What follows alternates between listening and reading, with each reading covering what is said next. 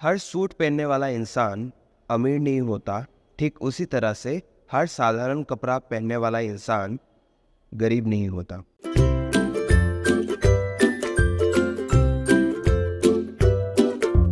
Hello learners and welcome back to Pankaj की कक्षा। आप सभी का स्वागत है मेरी कक्षा में। आज की इस वीडियो में मैं आप लोग का ट्रेड एंड कॉमर्स का जो यूनिट 1 है उसको टारगेट करने वाला हूँ। ये वीडियो स्पेशली आप लोग के बीकॉम सेकेंड सेमेस्टर के स्टूडेंट्स के लिए बनाया गया है। ये जो ट्रेड एंड कॉमर्स है ये आप लोग का सेकेंड सेमेस्टर में एक one of the most important subject में भी गिना जाता है, क्योंकि ये एक वैल्यू एडेड कोर्स है। स्टूडेंट्स गुवाहाटी यूनिवर्सिटी से है तो आप लोग को ये सब्जेक्ट को बहुत अच्छे से पढ़ना है। ये सब्जेक्ट में आप लोग के बेसिक कॉन्सेप्ट जो आप लोग ने एचएस फर्स्ट ईयर और सेकेंड ईयर में पढ़ा है उसी का रिपीटेशन हुआ है। तो आज की वीडियो में मैं आप लोग का यूनिट 1 को टारगेट करूंगा। और मैं हमेशा से एक ही बात बोलता हूँ, कोई भी टॉपिक या फिर कोई भी सब्जेक्ट को आप लोग पढ़ते हैं सबसे पहले उसके सिलेबस को गो थ्रू होना है। तो हम लोग देखते हैं आप लोग का सिलेबस क्या है। पहला चीज़ है कि देखो तुम लोग का यूनिट 1 में ट्रेड एंड कॉमर्स, उसका नेचर एंड उसका स्कोप। ट्रेड एंड कॉमर्स का नेचर क्या है और उसका स्कोप क्या है वो पढ़ना है। मतलब ये बोला गया है कि ट्रेड का क्या नेचर होता है और ट्रेड का क्या स्कोप है, फिर कॉमर्स का क्या नेचर है और कॉमर्स का क्या स्कोप है। ठीक है, फिर आगे बढ़ते हैं सिग्निफिकेंस। सिग्निफिकेंस को तुम लोग इंपॉर्टेंस भी बोल सकते हो। ठीक है, उसके बाद देखो तुम लोग का types of trade and business. Business का कितने टाइप्स है, ट्रेड के कितने टाइप्स है, वो आज हम लोग वीडियो में पढ़ेंगे। फिर उसके बाद one of the most important topic from this unit, that is trade and commerce in ancient India, pre independence India. ठीक है, आज़ादी के पहले का ट्रेड एंड कॉमर्स का जो सिनेरियो था उसको आज हम लोग समझेंगे। फिर आप लोगों का ये जो पोस्ट इंडिपेंडेंस एरा है उसको भी समझना पड़ेगा। फिर हम लोग का last topic from this unit, that is growth and development in different sectors, that is primary, secondary and tertiary sectors. तो आज का वीडियो स्टार्ट करने के पहले हम लोग बेसिक पे जाते हैं। ठीक है, बेसिक कॉन्सेप्ट्स पे। मैं आप लोगों को एज ए लेमैन कंसिडर कर रहा हूँ कि आप लोगों को कॉमर्स का कुछ भी नहीं पता है। ठीक है, उस हिसाब से मैं आप लोगों को आज समझाने वाला हूँ। पहला चीज़ है कि ह्यूमन एक्टिविटी को 2 पार्ट में डिवाइड किया गया है। एक होता है इकोनॉमिक एक्टिविटी, फिर एक होता है आप लोग का non economic activity. Human activities क्या होता है? ह्यूमन एक्टिविटीज़ वो सब एक्टिविटी होता है जो एक इंसान करता है। अभी एक इंसान क्यों एक्टिविटी करता है? ऑफ कोर्स सर्वाइव रहने के लिए उसको कुछ ना कुछ करना पड़ेगा, वरना वो अपना पेट को कैसे पालेगा, राइट? मतलब इंग्लिश में अगर बोले, all human beings wherever they are, कहीं पर भी रहे, are required to perform some or the other activity to satisfy their needs. ठीक है, activities which human beings undertake are known as human activities. Is that clear? उसके बाद आता है आप लोग का इकोनॉमिक एक्टिविटी क्या है, फिर आप लोग का नॉन इकोनॉमिक एक्टिविटी क्या है। डेफिनेशन पे जाते हैं। देखो, activities which are undertaken by people with the objective of earning money are known as economic activities. जो भी एक्टिविटी, कोई भी एक्टिविटी दुनिया में हो जिसका मोटिव क्या है, पैसा अर्न करना, मतलब कोई भी काम अगर आप लोग पैसा अर्न करने के लिए, पैसा कमाने के लिए करते हैं, उसको क्या बोलते हैं? Economic activity. फिर उसका उल्टा क्या हो गया कि आप लोग का नॉन इकोनॉमिक एक्टिविटी में क्या होगा? देखो कि the activities which are undertaken by an individual with a motive of getting psychological satisfaction are known as non economic activities. जैसे गोइंग टू टेम्पल्स, दान करना, चैरिटी, फिर सोशल सर्विसेज, उसको क्या बोलते हैं? उसको नॉन इकोनॉमिक एक्टिविटी बोलते हैं। आई होप आप लोग को क्लियर हो गया होगा कि इकोनॉमिक एक्टिविटी क्या होता है, जिसका मेन मोटिव क्या होता है, पैसा अर्न करना। और नॉन इकोनॉमिक एक्टिविटी हम लोग क्यों करते हैं? हम लोग के साइकोलॉजिकल सेटिस्फेक्शन के लिए। वहाँ पे पैसा का कोई भी एलिमेंट नहीं आता है। Is it clear? आपका जो इकोनॉमिक एक्टिविटी है उसको 3 पार्ट में डिवाइड किया गया है। क्या क्या है हम लोग देखते हैं। पहला है तुम लोग का बिजनेस, फिर है तुम लोग का प्रोफेशन, फिर होता है तुम लोग का एम्प्लॉयमेंट। मतलब ये तीनों एक्टिविटी हम लोग किस लिए करते हैं? हम लोग का मेन मोटिव क्या है? मैंने क्या बोला था? पैसों के लिए। तो पहला है बिजनेस। What is business? ये आप लोग ने बिजनेस स्टडीज तो आप लोगों ने पढ़ा होगा, फिर भी मैं आप लोग को समझा देता हूँ बिजनेस का मतलब क्या है। Business refers to those economic activities which are connected with the production, purchase, sale और डिस्ट्रीब्यूशन ऑफ गुड्स और services with the main objective of earning profit. Business का मेन एक ही उद्देश्य होता है, हम लोग ने पढ़ा है कि बिजनेस क्या करता है, वो क्यों रन करते हैं हम लोग? प्रॉफिट अर्न करने के लिए। अगर आप लोग को बिजनेस का डेफिनेशन ये टफ लग रहा है, आप लोग ये भी पढ़ सकते हो कि बिजनेस का मतलब क्या है। Business means buying and selling of goods and services on a regular basis, मतलब रेगुलर होना पड़ेगा with the motive of earning profit, उसको क्या बोलते हैं, बिजनेस बोलते हैं। ठीक है, ये हम लोग का क्लियर हो गया। बिजनेस का मतलब क्या है, आगे बढ़ते हैं। प्रोफेशन, प्रोफेशन हम लोग को पता है कि एक टीचर एक प्रोफेशन है, टीचिंग एक प्रोफेशन है, डॉक्टर एक प्रोफेशन है, लॉयर्स एक प्रोफेशन है, बहुत सारे एग्जाम्पल्स हैं। इसका मीनिंग को समझते हैं। ठीक है, profession refers to those activities which require special knowledge and skill to be applied by an individual in his work to earn a living. ठीक है, और उसमें और एक चीज क्या है, these activities are subject to guidelines और codes of conduct led by the professional bodies. Example का एक एग्जाम्पल देता हूँ कि सपोज डॉक्टर बनने के लिए आप लोग का कुछ स्किल्स और कुछ आप लोग का नॉलेज होना पड़ेगा। दैट मीन्स क्या कि आप लोग का कुछ डिग्री कंप्लीट करना पड़ेगा, फिर साथ ही साथ आप लोग के पास कुछ कुछ स्किल्स भी होना पड़ेगा। डॉक्टर के लिए उन लोग का एक स्पेशल कोड ऑफ कंडक्ट है। जैसे सीए के लिए, अगर सीए का कोई भी रूल्स एंड रेगुलेशंस कौन देता है, आईसीएआई देता है। उन लोग जो बोलेंगे सीए के लिए जितने भी रूल्स एंड रेगुलेशंस बनाए गए हैं वो देता है, तो वो उसको फॉलो करना पड़ेगा। ये क्लियर हो गया, आगे बढ़ते हैं। आगे देखो तुम लोग का एम्प्लॉयमेंट। एम्प्लॉयमेंट का मतलब क्या है, देखो employment refers to an activity in which an individual works regularly for another person and gets remunerated in return. Those who are employed by others are known as employees.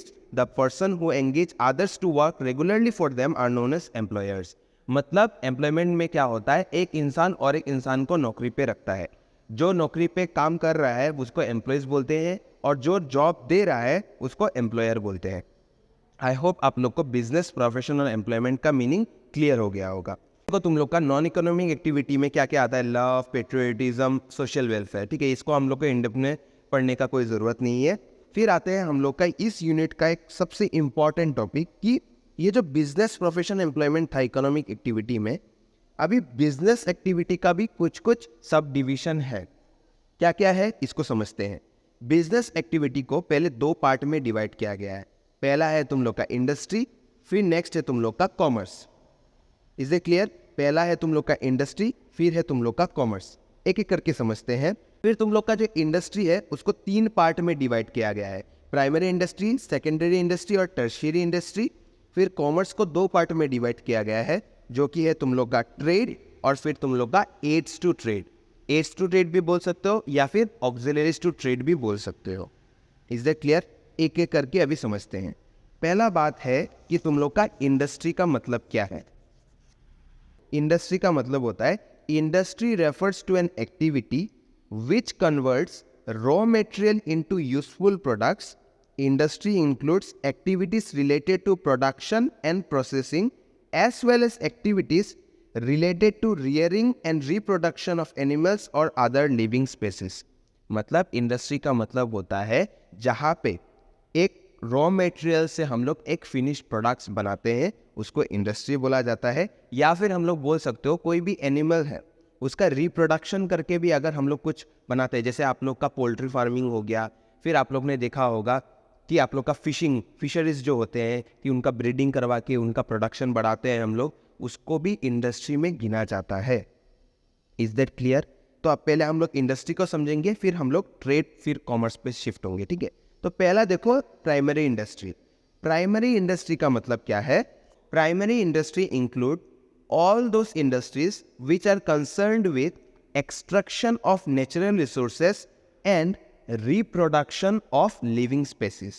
मतलब primary industry पे अगर हम लोग कोई भी एक animal है या फिर कोई एक स्पेसिस है उसका रिप्रोडक्शन करते हैं तो वो एक प्राइमरी इंडस्ट्री पे गिना जाता है। तुम्हारा एक्सट्रैक्शन ऑफ नेचुरल रिसोर्सेस करते हैं तो उसको प्राइमरी इंडस्ट्री बोलते हैं। जैसे एग्जांपल लेते हैं कि अगर हम लोग गन्ने का प्रोडक्शन करते हैं, गन्ने मतलब क्या, शुगर केन। अगर हम लोग शुगर केन का प्रोडक्शन करते हैं कि हम लोग ने खेती दिया, वहाँ पे चारा डाला, फिर जाके गन्ना उगा, तो वो हम लोग का प्राइमरी इंडस्ट्री पे आएगा। फिर उसके बाद क्या होगा, देखो सेकेंडरी इंडस्ट्री में क्या होगा। देखो the secondary industry make use of products which are extracted and produced by primary industry as their raw materials and produce finished products. मतलब जो प्रोडक्ट हम लोग का प्राइमरी इंडस्ट्री में बना है उसको हम लोग एक्सट्रैक्ट करके अगर हम लोग एक फिनिश्ड प्रोडक्ट बनाते हैं, मतलब जो प्रोडक्ट प्राइमरी इंडस्ट्री ने बनाया है उसको हम लोग as a raw materials use करके अगर हम लोग एक फिनिश्ड प्रोडक्ट बनाते हैं, उसको क्या बोलते हैं, सेकेंडरी इंडस्ट्री। जैसे मैंने क्या बोला, प्राइमरी इंडस्ट्री पे हम लोग ने क्या उगाया था, शुगर केन। अगर उसी शुगर केन से अगर हम लोग ने शुगर केन जूस बना के मार्केट पे बेचा तो वो हम लोग का सेकेंडरी इंडस्ट्री पे गिना जाएगा। आई होप ये एग्जाम्पल से आप लोग को समझ में आया होगा कि प्राइमरी इंडस्ट्री क्या है, फिर आप लोग का सेकेंडरी इंडस्ट्री क्या है। ये टॉपिक आपको अच्छे से समझना पड़ेगा क्योंकि ये इस यूनिट के लिए नहीं, आप लोग का यूनिट नंबर 3 पे आई गेस होपफुली, वहाँ पे भी आप लोग का इंडस्ट्री बोल के एक यूनिट है, वहाँ पे भी ये आपको फायदा देने वाला है। उसके बाद आता है टर्शियरी इंडस्ट्री। ये बात को आप लोग घोल के पी जाओ कि टर्शियरी इंडस्ट्री को आप लोग एक सिनोनिम से याद कर सकते हो, सपोर्ट सर्विसेज। टर्शियरी इंडस्ट्री वो सब सपोर्ट देता है सो दैट हम लोग ने जो बनाया है वो हम लोग कस्टमर्स तक पहुंचा सकते हैं। जैसे एग्जांपल मैं आप लोग को डेफिनेशन के साथ देता हूँ। टर्शियरी इंडस्ट्री को आप लोग सर्विस इंडस्ट्री भी बोल सकते हो कि क्या है, tertiary industry is concerned with providing services which facilitate a smooth flow of goods and services. This industry helps in the activities of primary and secondary industry. In other words, this industry provides services which support the activities of primary and secondary industry. That is why it is also known as service industry. इसका मतलब क्या हुआ, जैसे आप लोग का transportation, आप लोग ने गन्ना बनाया, गन्ना बनाने के बाद आप लोग को जूस बनाना है, वो गन्ने को सेकेंडरी इंडस्ट्री तक पहुंचाने के लिए गाड़ी चाहिए कि नहीं, मतलब ट्रांसपोर्टेशन चाहिए कि नहीं, ऑफ कोर्स चाहिए। वो कौन देगा, आप लोग का टर्शियरी इंडस्ट्री। जैसे आप लोग का जो ये गाड़ी वाला जो एजेंसी होता है, ट्रांसपोर्टेशन एजेंसी जो होते हैं, वो लोग जो हम लोग को गाड़ी देते हैं, बस तुम लोग का नॉर्मल प्राइवेट कार्स नहीं, ट्रक वगैरह ये सब हम लोग का टर्शियरी इंडस्ट्री पे आता है। फिर ट्रांसपोर्टेशन एक हो गया, फिर आप लोग का बैंकिंग हो गया, अगर लोग का इंश्योरेंस, फिर आप लोग का वेयर हाउसिंग। ऐसा पॉसिबल नहीं है कि हर कंपनी के पास एक बड़ा बड़ा वेयर हाउस हो। वेयर हाउस मतलब क्या, जहाँ पे हम लोग अपने गुड्स को बनाने के बाद वहाँ पे रखते हैं, स्टोर करके रखते हैं। तो आज के ज़माने में ये टर्शियरी इंडस्ट्री पे बहुत सारे ऐसे कंपनी है कि वो लोग ने बहुत अच्छा क्या किया है, वेयर हाउस बना के रखा है कि आप लोग आके अपना प्रोडक्ट यहाँ पे स्टोर करके रख सकते हैं। तो ये भी आप लोग का ट्रांसपोर्टेशन जो है, फिर आप लोग का बैंकिंग जो है, इंश्योरेंस है, वेयर हाउसिंग, ये आप लोग का टर्शियरी इंडस्ट्री पे आता है। सिमिलरली तुम लोग का एडवर्टाइजिंग भी टर्शियरी इंडस्ट्री या फिर सर्विस इंडस्ट्री में गिना जाता है। ये टॉपिक आपको अच्छे से पढ़ना है क्योंकि ये आप लोग का फिर से आप लोग का यूनिट नंबर 3 पे रिपीट होगा। फिर इस वीडियो का जो सेकंड पार्ट है, इसमें भी मैं इसका और एक डिटेल नोट्स आप लोग को समझाने वाला हूँ। इंडस्ट्री वाला पार्ट क्लियर हो गया होगा, जहाँ पे हम लोग ने पढ़ा प्राइमरी इंडस्ट्री क्या है, सेकेंडरी इंडस्ट्री क्या है, फिर आप लोग का टर्शियरी इंडस्ट्री क्या है। Is the clear? फिर आते हैं कॉमर्स पे। ठीक है, कॉमर्स का मतलब क्या है? कॉमर्स को एक ही लाइन में आप लोग याद रख सकते हो, कॉमर्स इज ए स्ट्रीम मत लिख के आ जाना, ठीक है, ये गलती कभी मत करना, ठीक है। तो पहला बात है कि कॉमर्स का मतलब क्या है। Commerce refers to all those activities which help directly और indirectly in the distribution of goods to the ultimate consumer. There will be no use of producing goods unless and until this goods reach the ultimate customer या फिर consumer. Commerce का मतलब होता है हम लोग का जो गुड्स बनाया है, वो जो गुड्स हम लोग ने प्रोड्यूस किया है, वो हम लोग के कस्टमर्स तक पहुंचाने का जो काम करता है, वो हम लोग का कॉमर्स करके देता है। Is that clear? Commerce refers to all those activities which help directly और indirectly in the distribution of goods to the ultimate consumer. Is that clear? Commerce clear हो गया आप लोग का कि कॉमर्स क्या करता है, एक लिंक क्रिएट करता है कस्टमर्स का, किसके साथ, जो सेलर है या फिर मैन्युफैक्चरर है उसके साथ जो लिंकेज करके देता है, वो हम लोग का कॉमर्स हम लोग को करके देता है।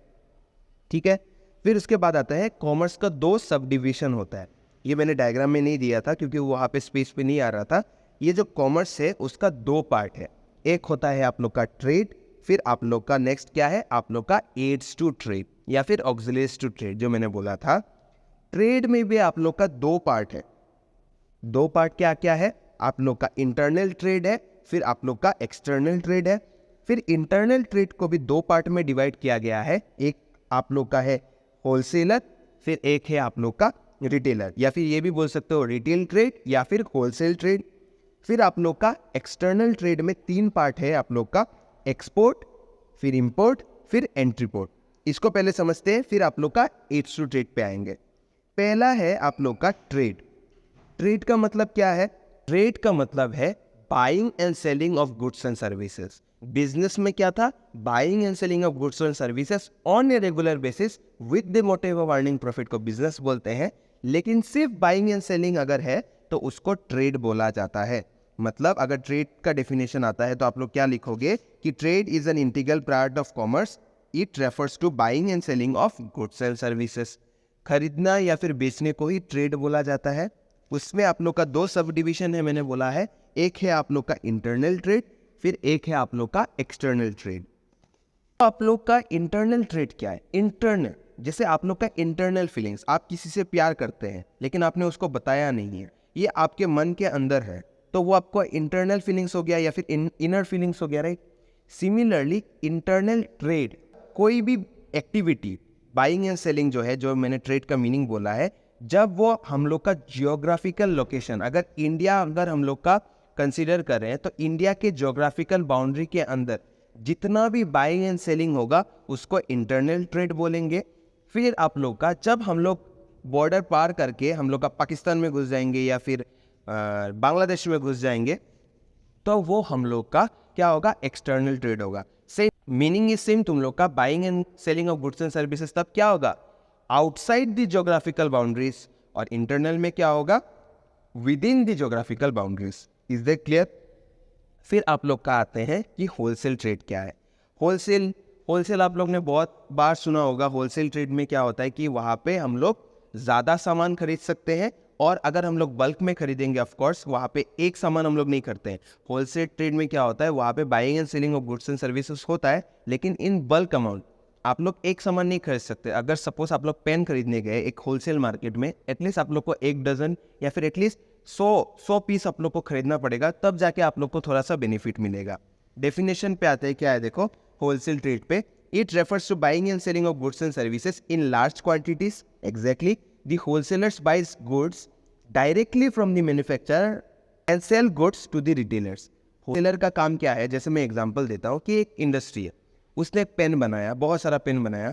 अभी तुम रिटेलर हो, तुम अपनी दुकान के लिए तुमको 10 या फिर 20 कलम चाहिए, तो तुम लोग इंडस्ट्री में जाओगे क्या? वो तुमको थप्पड़ मार के भेजेगा कि क्या 20 कलम लेने आया, मैं यहाँ पे 2 लाख 4 लाख यूनिट बना रहा हूँ घंटे का, और तुझे 20 पेन चाहिए, लात मार के भगा देगा। लेकिन वहाँ पे अगर होलसेलर जाएगा, उसको क्या है, वो एटलीस्ट 50 से 60 हज़ार या फिर 1 लाख पेन खरीद सकता है। वो बल्क में खरीदता है। फिर हम लोग को जो थप्पड़ खा के जो रिटेलर आएगा, वो होलसेलर के पास आएगा कि आप मुझे दे दो, तो वो उसको 20 कलम या फिर 20 या फिर 200 जितना भी यूनिट होता है उसको दे देगा। Is it clear? Wholesale trade में क्या होता है कि the wholesaler buys goods directly from the manufacturer, जो बनाता है, and sell this goods to the retailers. Is it clear? फिर सेम रिटेलर क्या है देखो, it refers to buying and selling of goods and services in small quantities. Retail क्या करता है? स्मॉल क्वांटिटीज में खरीदता है। एग्जैक्टली। फिर the retailer buys goods from the wholesaler and sell this goods to the ultimate consumer. मतलब wholesalers के साथ हम लोग का फाइनल कंज्यूमर जो है उसका लिंकेज नहीं है। पहला है कि एक मैन्युफैक्चरर होता है, वो होलसेलर को बेचता है, होलसेलर क्या करता है? रिटेलर को बेचता है, फिर रिटेलर जाके हम लोग के फाइनल कस्टमर्स को बेचता है सामान। Is that clear? I hope आप लोग को क्लियर हो गया होगा। फिर आता है एक्सटर्नल ट्रेड। इसका मीनिंग मैंने ऑलरेडी आप लोग को बता दिया है। इसके टाइप्स को समझते हैं। पहला चीज़ है कि एक्सपोर्ट। एक्सपोर्ट का मतलब क्या है? अगर एक इंडिया का एग्जाम्पल लेते हैं कि अगर इंडिया का कोई कंपनी है, वो इंडिया में नहीं बेच के अगर बाहर के कंट्री में जाके बिजनेस करेगा या फिर बाहर के कंट्री को अपना सामान बेचेगा, तो वो एक्सपोर्ट है। ठीक है। फिर उसका उल्टा क्या है कि अगर इंडियन कंपनी कोई है, वो बाहर के कंपनी का प्रोडक्ट इंडिया में लाके बेचता है, उसको क्या बोलेंगे? इंपोर्ट। Is the clear? देखो एक्सपोर्ट का मतलब क्या है? It refers to sale of goods to a foreign country. जब इंडियन कंपनी कोई बाहर की कंपनी में जाके बेचेगा या फिर बाहर जाके बेचेगा, उसको एक्सपोर्ट बोलते हैं। फिर इंपोर्ट में क्या होगा? It refers to buying of goods from a foreign country. जब कोई भी गुड्स हम लोग बाहर के कंट्री से या फिर हम लोग के इंडिया में लाएंगे, उसको इंपोर्ट बोलेंगे। अभी मेन कन्फ्यूजन है कि सर ये एंट्री पोर्ट क्या है? ये तो पहली बार सुना है। एंट्री पोर्ट का मतलब होता है कि पहले डेफिनेशन देखो, it refers to import of goods for the purpose of export. तो एक एग्जांपल लेते हैं कि रशिया को इंडिया को सामान बेचना है, ठीक है, लेकिन इंडिया से रशिया का कोई डायरेक्ट एक्सपोर्ट का लिंक है ही नहीं, तो पाकिस्तान बीच में इंटरमीडिएरी होके क्या बोलेगा कि ठीक है रशिया भाईजान, आप हम लोग को सामान दे दो, हम लोग अपने पास रखेंगे नहीं, उसको डायरेक्ट हमारे रूट से इंडिया को भेज देंगे। मतलब मैंने क्या बोला, it refers to import of goods for the purpose of export. तो इसका डेफिनेशन क्या हुआ, देखो, in entry port the goods are purchase from a foreign country but not for the consumption in the home country but for selling this goods to the other foreign country. मतलब क्या हुआ कि कोई भी सामान या फिर कोई भी गुड्स हम लोग लाके फिर डायरेक्टली ही उसको एक्सपोर्ट कर देते हैं, इंपोर्ट करके ही एक्सपोर्ट कर देते हैं, उसको क्या बोलते हैं हम लोग का एंट्री पोर्ट। आई होप आप लोग को क्लियर हो गया होगा ये टॉपिक। फिर आप लोग का क्या है, ऑक्सिलरीज टू ट्रेड या फिर एड्स टू ट्रेड। फिर है आप लोग का aids to trade. Aids to trade आप लोग का डिक्टो सेम आप लोग के टर्शियरी इंडस्ट्री जैसे होता है, उसमें भी सेम आप लोग का ट्रांसपोर्टेशन आता है, फिर आप लोग का बैंकिंग एंड फिनेंस आता है, इंश्योरेंस आता है, वेयर हाउसिंग आता है, और फिर आप लोग का एडवर्टाइजिंग आता है। कोई भी चेंज नहीं है, एक टॉपिक एक बार पढ़ लिया तो 2 बार नहीं पढ़ना है। आई होप आप लोग को ये जो पूरा पिक्चर है आप लोग का बिजनेस एक्टिविटी का क्लियर हो गया होगा। फिर देखो, ये नोट्स मैंने टेलीग्राम चैनल पंकज की कक्षा पे दिया है, तो आप लोग इससे भी पढ़ सकते हो कि functions of commerce. Functions of commerce मतलब क्या, आप लोग का सिग्निफिकेंस ऑफ कॉमर्स भी बोल सकते हो, दोनों सेम ही है कि हम लोग के कॉमर्स क्यों इंपॉर्टेंट है हम लोग के बिजनेस के लिए। पहला पॉइंट क्या है, देखो तुम लोग का है removing the hindrance of persons. Of course commerce क्या करता है, एक लिंक बना के देता है कि नहीं, मैंने ऑलरेडी डेफिनेशन आप लोग को क्लियर किया था। देखो क्या है, commerce removes the hindrance of persons by creating a link between the producers and consumers. Exactly. फिर सेकंड पॉइंट क्या है, removing the hindrance of place. कैसे, generally goods are produce at one place but having demands all over from the consumers. Commerce helps in eliminating or removal of hindrances of place by transporting the goods from the place of producer to consumer through effective channel. Commerce ही ये आप लोग का क्या करता है, एक link बना के देता है, करेक्ट। फिर ये देखो हम लोग का टाइम भी बचाता है, क्योंकि कॉमर्स एक लिंक बनाता है ना, कॉमर्स एक लिंक बनाता है ना हम लोग के कंज्यूमर्स और हम लोग के किसके साथ, प्रोड्यूसर्स के साथ। Is the clear. फिर आप 3 पॉइंट है ये आप लोग कंसिडर कर सकते हो, हम लोग का significance of trade and commerce भी बोल सकते हो या फिर ट्रेड भी बोल सकते हो। ये अगर ये 3 पॉइंट भी अगर आप लोग अच्छे से पढ़ लोगे और जो मैंने डायग्राम बना के दिया है अगर ये आप लोग को याद रहता है तो आप लोग का इजीली मार्क्स आ जाएगा इस सब्जेक्ट में।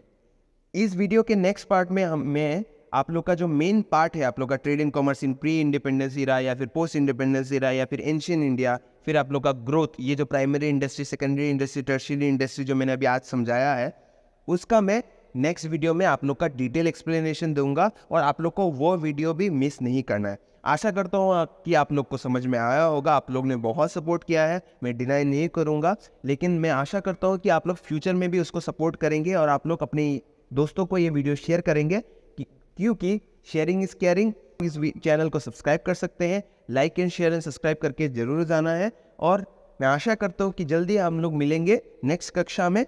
तब तक के लिए आप लोग अपना कलम, किताब और फ़ोन लाना मत भूलिएगा।